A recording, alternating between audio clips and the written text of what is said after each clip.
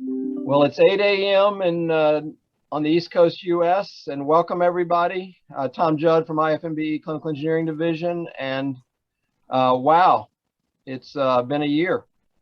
I'm delighted here to be with Keiko Fukuda from Japan and Dr. Yadin David and a host of wonderful faculty, and I'll invite them to speak up here in a moment.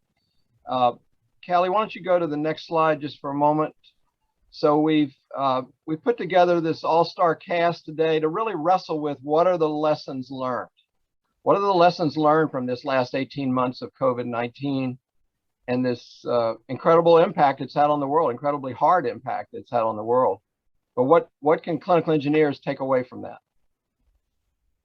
So Keiko and I are going to have a little dialogue just for a moment. But what we're here about today, and this was not easy to get here, you might say, pulling this wonderful group together, but we were committed to doing that, both CED and the Global Clinical Engineering Alliance, because we want to celebrate. I mean, what? We want to celebrate in the midst of this terrible tragedy, really. And so on one hand, Keiko, this suffering just continues. I mean, I know it affects our families, our friends, our relatives. It's just been really hard. But in the middle of that, I've seen clinical engineers, biomedical engineers, other CE practitioners around the world continue to persevere. We've been heroes alongside those frontline doctors and nurses and others that have been heroes. Keiko? Yeah, well, we have a very, very hard time in the last 1.5 years, and people work very hard, and especially essential worker, not only, doctor and the nurse, and more people, involving, and we try to, fight to the COVID-19, and it was very hard, but I think, we should learn a lot from such a, disaster. Thank you. Keiko, so, just continuing the dialogue, hey, there's war happening, there's strife happening, there's natural disasters. It's a really hard time around the planet right now. But, in the midst of that, we saw the Japanese hosting the Olympics, this time for great performance.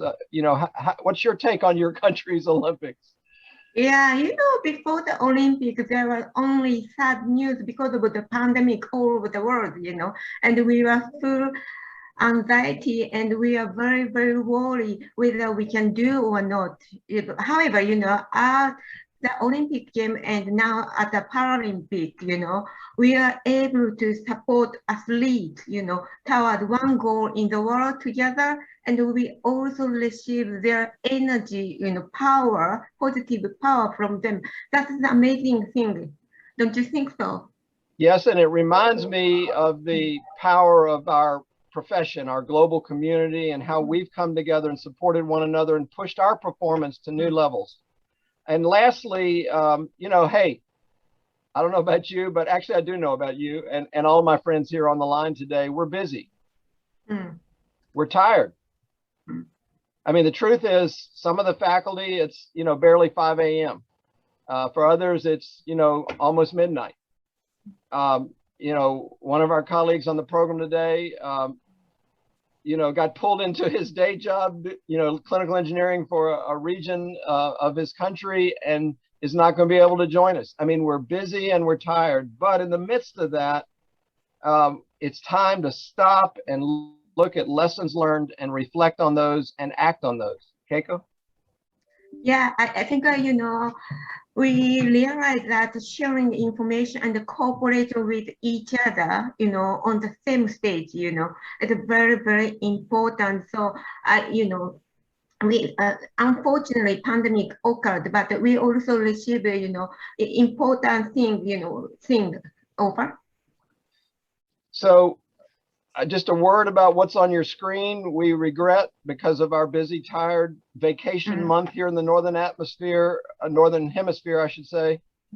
Some of us are maybe up in the atmosphere too. We made some errors in that flyer, but hopefully they're corrected today. Of course, Keiko, clearly from Japan, an important friend and colleague, and Helium, Carla Gallegos, one of our great speakers here at the end of the program today, from Helium, health IT company, extraordinary company we really heard about in the cybersecurity webinar a month ago. So go back and check that one out. And we'll put some links in the chat and the Q&A for you folks today about, we've got so we got the flyer fixed to end that sentence. We've got a virtual Congress coming up at the end of October on the Zoom Health platform, the event platform. It's going to be wonderful. We want to inform you how to join that. It's going to be free, a 4-day program, October 23rd to 26th, most of it the 24th through the 26th, which is a Sunday through a Tuesday. So more to come on that.